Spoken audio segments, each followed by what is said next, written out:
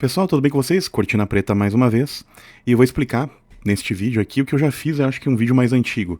Mas aí assim, ao invés de vocês procurarem esse vídeo lá, eu resolvi fazer uma nova edição e ignorar aquele. Talvez, se vocês tiverem curiosidade, vocês vão esbarrar por ele. Quem quiser maratonar o canal aí.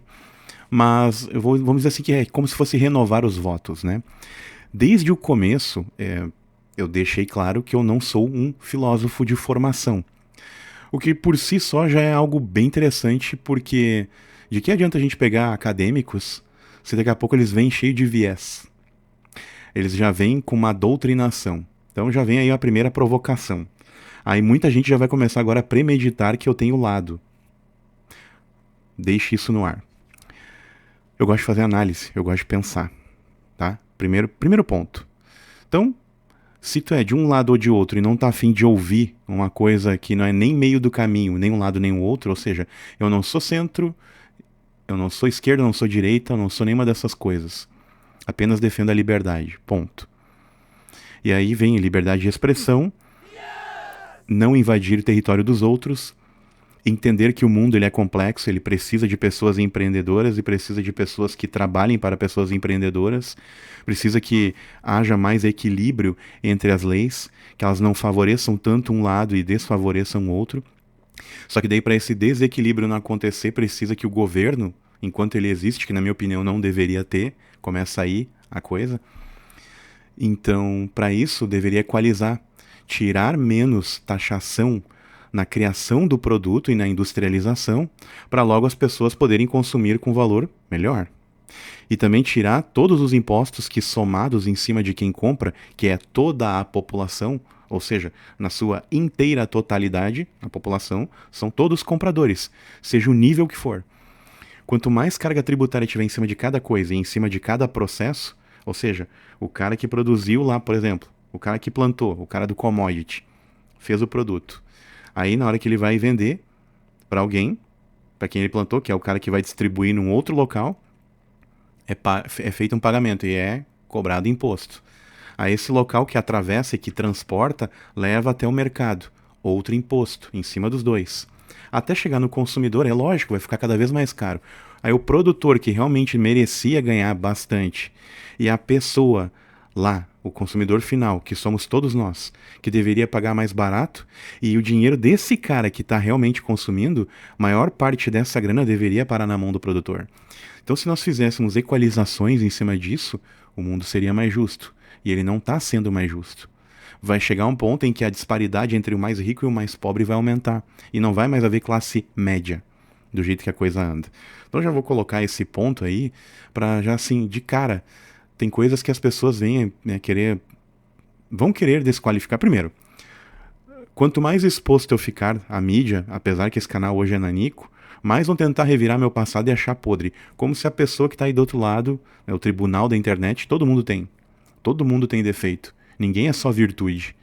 Então, eu não sou paladino da virtude. Igual tem uns caras aí que, eu não vendo bets, não vendo jogos. Aí depois vai lá, é contratado por um local que vive disso. Hipócrita. Aí assim, houveram denúncias de várias pessoas sobre adultização de crianças, ninguém fez nada. Quando o cara X da tribo, que é comprada e maquinada, aí pode. Ou seja, de um lado, sempre há uma polidez. Os paladinos da virtude. Do outro, tu não pode falar nada. E eu, que não me enquadro em nada disto, por falar isso, vou ser apedrejado e execrado de um lado e de outro. Mas o que eu vim falar aqui para vocês? Filósofos que hoje são citados na faculdade, todos eles não tiveram formação acadêmica. Platão, Sócrates, qual mais? Todos os grandes pensadores do passado. Todos os caras lá da Grécia. Até mesmo os pensadores italianos, depois. Pensadores espanhóis, portugueses, lá de séculos anteriores. Ou seja, a gente está falando do século... Não sei se 19 tem algum grande nome, mas com certeza do século 18 para trás, até antes de Cristo, temos inúmeros nomes. Gente que até mesmo quem estudou filosofia não conhece. Um grande nome que eu não citei, Nietzsche. Aí temos o Marx, temos uma série, Safras, e assim, tem aspectos, tem pequenos pontos entre cada um desses caras que eu concordo uma coisa ou outra. Porém, eu sonho em, um dia, territórios sem fronteiras, onde tu possa ir e vir livremente. Armas, na minha opinião, ou todos têm, ou ninguém deveria ter. Ninguém. Porém, existe um objeto que a gente precisa utilizar enquanto comer carne, e que eu acho que vai levar ainda bastante tempo pra gente não comer mais carne, o que não significa que eu seja vegano, que eu seja vegetariano e que eu não defendo o consumo de carne. Por enquanto eu defendo. O dia que nós descobrirmos uma outra fonte de proteína tão boa e sustentável quanto comer carne, aí eu vou defender a abolição porque eu acho imoral espiritualmente, sendo que eu não tenho religião, ou seja, eu sou uma pessoa bem difícil de entender. Eu acho imoral a gente ter cadáveres em cima da nossa mesa. Só que enquanto a gente não tem uma fonte de proteína melhor, eu continuo comendo.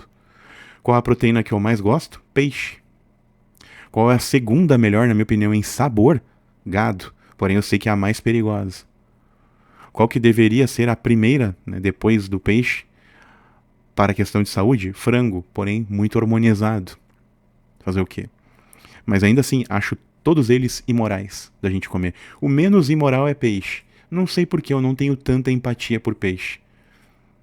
Tá? Pelos outros todos eu tenho. Porém, é um mal necessário por enquanto. Mas eu acho imoral. E eu acho que um dia, quando a gente conseguir descobrir uma fonte alternativa, que eu tenho muita convicção de que no fundo do mar se esconde e não vai ser nenhum ser vivo consciente, provavelmente alguma coisa como coral ou alga, alguma coisa assim, vai ser a nossa fonte de proteína. Motivo para eu suspeitar disto. Qual é que é o primeiro local onde surge vida? Em qualquer planeta que tenha água. Mesmo que seja vida microbiana, não estou falando de vida inteligente, que daí também é um papo que eu teria que ter um outro canal para isso. Mas assim, por que também estaríamos sozinhos?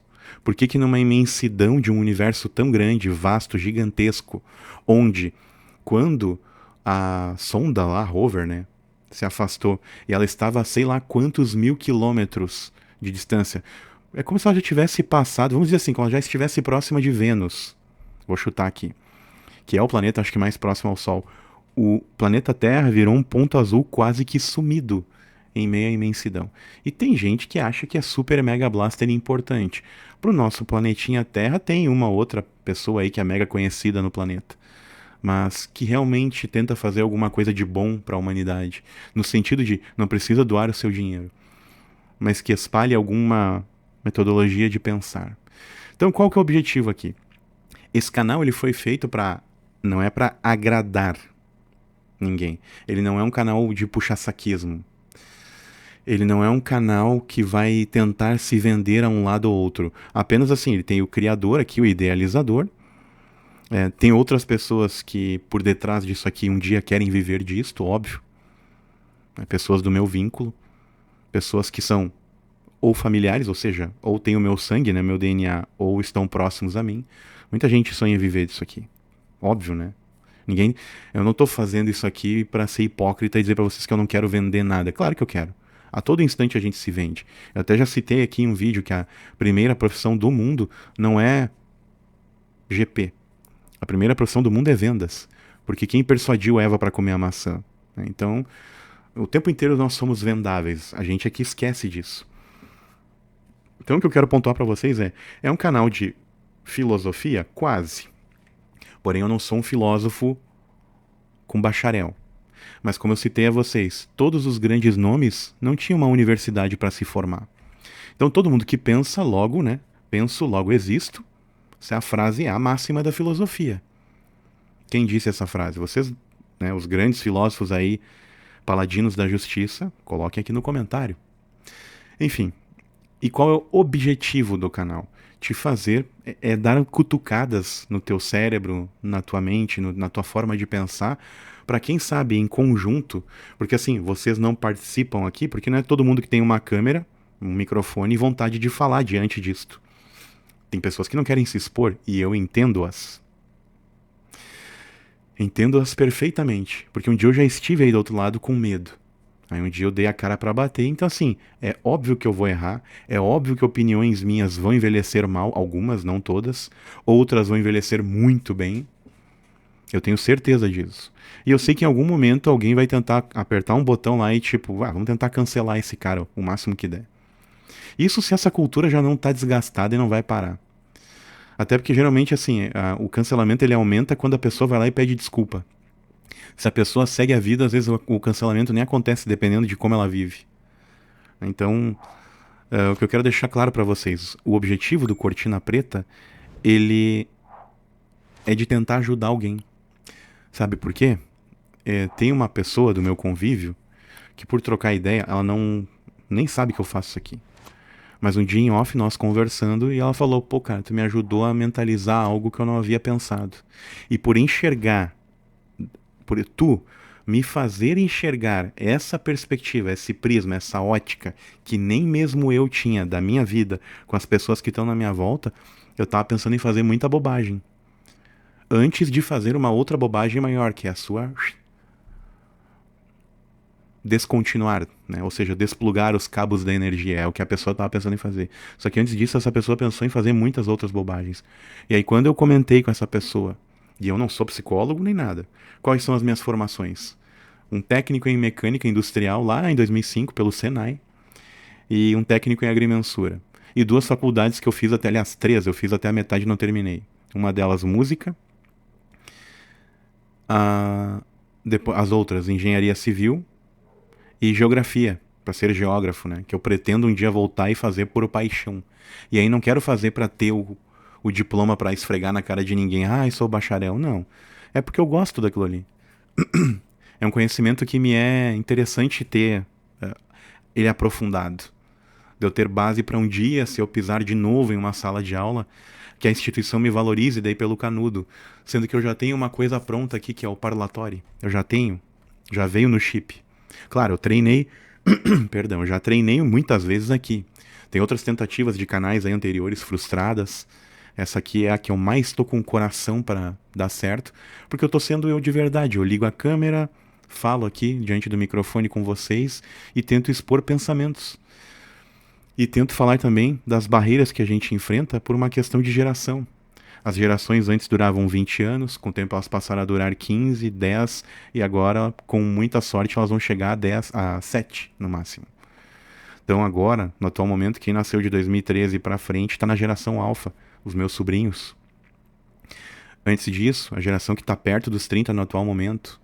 E antes deles, os millennials, que é onde eu me enquadro. Antes disso, meu irmão mais velho, que é da geração anterior, que ele é de 78. Por 2 anos ele não está na minha geração. 2 ou 3.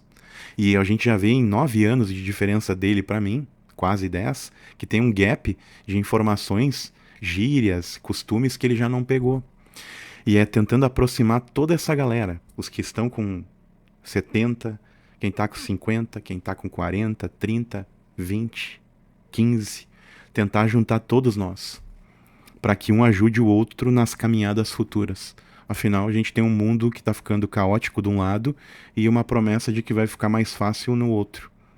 Quando chegar a tal da renda básica universal e ninguém mais precisar trabalhar. Dizem que o mundo vai ficar melhor aí. E uma agenda 2030 a toque de caixa. E aí cada vez mais disparidade financeira entre o rico e o pobre. O classe média vai deixar de existir, ele vai automaticamente cair para a linha da pobreza. E quem não tiver na linha da pobreza vai entrar na linha da miséria. Então vai existir o super rico, o pobre e o miserável. E tem gente aplaudindo isso, e não pensando, e não enxergando essas distâncias. Porque, como eu já citei aqui, bem na minha vez de comprar o imóvel, com um gap de 15, 20 anos do tempo em que o meu irmão comprou o dele, está custando 10 vezes mais. E eu tô aqui para refletir essas coisas com vocês. Então vamos sair um pouco do básico, um pouco do óbvio, e vamos pensar um pouco mais além nas coisas. Esse é o Cortina Preta.